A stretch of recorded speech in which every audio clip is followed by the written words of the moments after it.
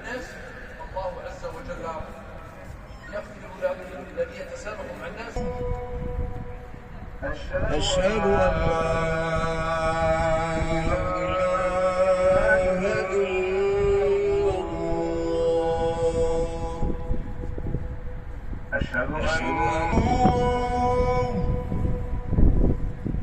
أشهد أن محمدا رسول الله. حي على الصلاة، حي على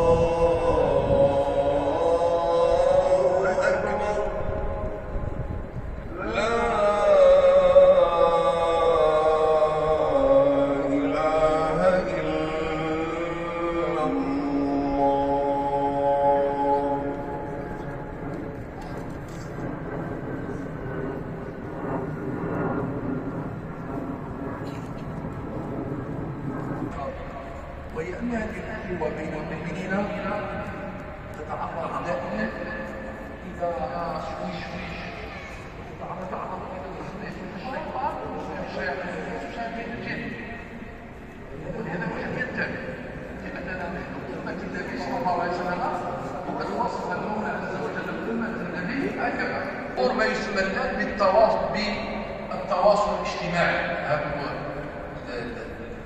فيسبوك وما إلى ذلك، كلها زادت من الطين بلة مثل ما يقولون، وأصبح صعب أن تتحكم فيها، أصبح الكل يتعامل بها، وأصبح نوع من الشيطان، وأنا قد سميته شيطان لقوله عز وجل: يا أيها الذين آمنوا لا تتبعوا خطوات الشيطان. أول شيء نشر إشاعة الفاحشة بين المؤمنين، وبخاصة لدى الرموز. قال القرآن الكريم: إن الذين يحبون أن تشيع الفاحشة في الذين آمنوا. حذاري أيها المؤمن أن تفرح عندما تسمع أن شخصا ما مؤمن فيه كذا وكذا وتفرح، أو تريد أن تنشر الرذيلة. المؤمن